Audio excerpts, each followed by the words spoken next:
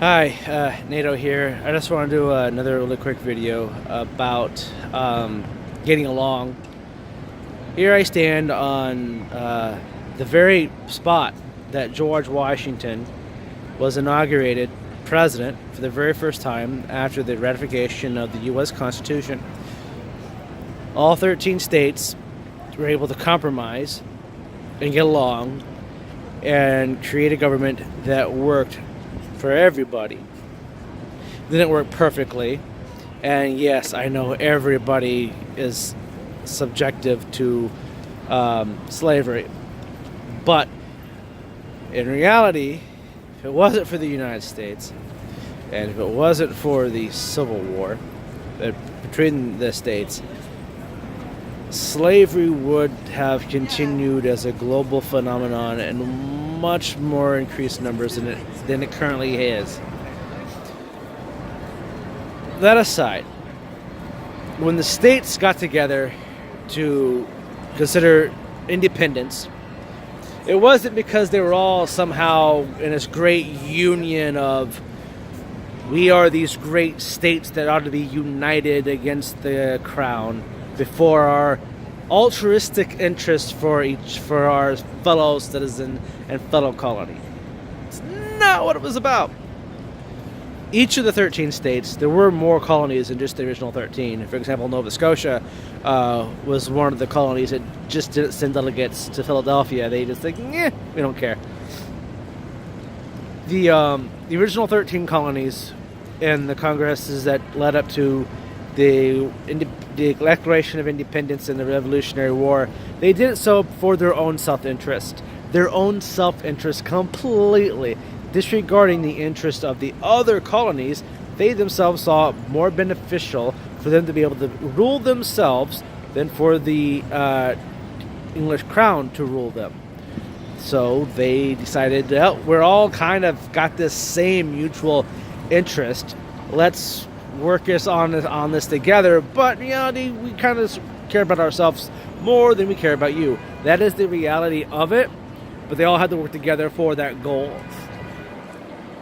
Now, after the war was over, the Constitution wasn't a forgiven thing. They started off with what they call the Articles of Confederation. The Articles of Confederation was a loosely organized plan for government that had very little power and mostly gave every controlling aspect of the country to each individual states. And each of these individual states put their rights, their citizens, and their interest above the other states and the citizens of those other states.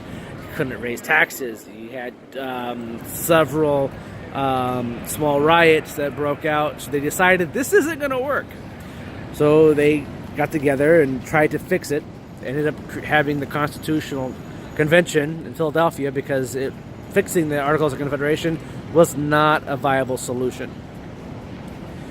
By this time, many of the founding fathers had started to develop contempt for each other, to say the least. North and South had started to develop a contentment towards each other. The reason why we have a bicameral Congress is that the North and the South could not agree on how to have representation in the legislative body, so they just created two of them and called it Congress. There's more details than that, but it's not important. The thing is that they compromised a lot. They understood that as a greater whole, that there's a lot of things that they each individually wanted that they were probably not going to get because they wanted the idea of this United States more than they wanted those other independent interests. I feel that this has been lost on many people in today's political climate. It's really bad, actually. I've been losing friends left and right over political views, and I think that's really dumb. Really dumb. Just because I support one person over another doesn't mean that I want to see mass riots and starvation in the streets and all craziness break out. I don't think anyone actually wants to see that. But it's something that's being proclaimed by the other side from whatever side that you're on. It's a mess. It really drives me nuts, actually. I really hate it. But people just can't get along. It's either, well, you're from the East Coast, you're from the West Coast, you're from the North, you're from the South, you're from New York, I'm from Boston, or whatever.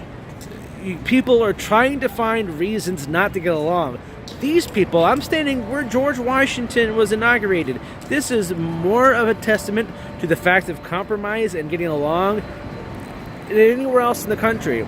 Not even in Philadelphia, leading up to the war, where there was much compromise. They all had the same idea. Let's just go kick out the British. When it was up to themselves to determine how to rule themselves, they didn't see eye to eye or hardly anything. But they did it because it was better for everybody to find a way to make things work. Now, if someone gets a nasty email, I don't like that person no more, and so two people will be working on a project, and one person will do way more work than the other one, and that one person is upset that things aren't coming out the way they want it to, but they put very little work into it, expect equal results. This is a lot of petty nonsense. I really feel bad for you, all of you. There's no plural you in English anymore, but you as all of you. I feel bad for you that some of your guys' relationships are so superficial that because a word someone used that had no negative purpose in its meaning is reason to hate someone. Because I say that I think that DACA people should have to go through a process that does not grant them citizenship necessarily. It doesn't make me a bigot. It doesn't make me a racist. Because it's just saying people in DACA. There are potentially white people, black people, brown people, yellow people, caramel colored people. I don't know what kind of colors there are, but they could all fall under the term of a DACA person. You don't know where all these people come from. To assume that they're all from Hispanic countries is bigoted on you, my friend. So that's kind of, stupid that people are getting in fights over this type of stuff. Or, people aren't getting along because in a school in New York, a high school in New York, just canceled its high school play, its drama play, because a white person got the lead role.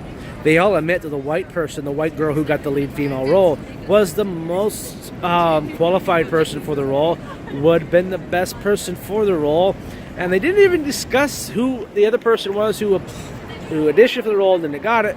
It was just that the white student got it, and so they had to cancel the entire play.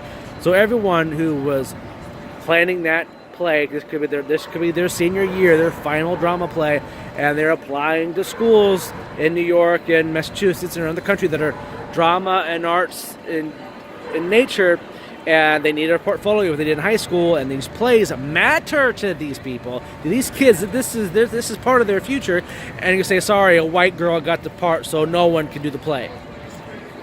Really? That's sad. And then people online will be like, yeah, well, white privilege. Like, no, that person worked for that position. She auditioned. She didn't seek out to deny another person from that role. She just applied and she performed better. She memorized the lines better. She might have been a better actor than the other person. Just because of her skin color doesn't mean that she purposely shut out the other person. Just because someone's skin color is different doesn't mean that they are more qualified or should get the part just because, they're oppressed. No, they're not. They're living in one of the better countries they could possibly live in. The best country? I'm not going to go that far. Definitely not the worst. I don't think it's the best either. But they're not oppressed. Their lives aren't hell. There's so many more opportunities in this country than most others. It's ridiculous. There are other opportunities and better opportunities in some other countries. Like I said, I don't think the U.S. is by far the best in the world, but it's not the worst. And the fact that everyone says, oh, that's a horrible country, starts to piss me off because my family came here legally. All of them. Legally. And it wasn't cheap. It's not easy. It's not something that we could have just walked across a border to do. It was a lot more involving than that. And people are trying to find, well, I don't like you because you don't support this, or I don't like you because you don't support it. Or this is it's nonsense. It's upsetting. There's no talking about things anymore. There's no discussion. There's no identifying the other person's position. You can't even acknowledge the other person's position as a valid point. That sucks. I see the valid position of DACA people. They probably don't know anyone in that country that they would be sent back to. Zero. In fact, they probably might not have anyone even alive, let alone speak the language there. I do think most of them probably speak the language just fine, but I'll grant that there are probably some that don't. And in reality, those people don't need to get sent anywhere, because where are you going to get to send them to? They don't know anything else.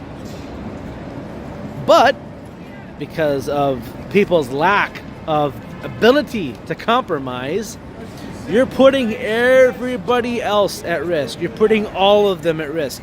Every single person on that DACA list, everyone in that program, because of your inability to negotiate or absorb other people's positions or understand them or validate the other person has a point of view, you're risking everybody's everything.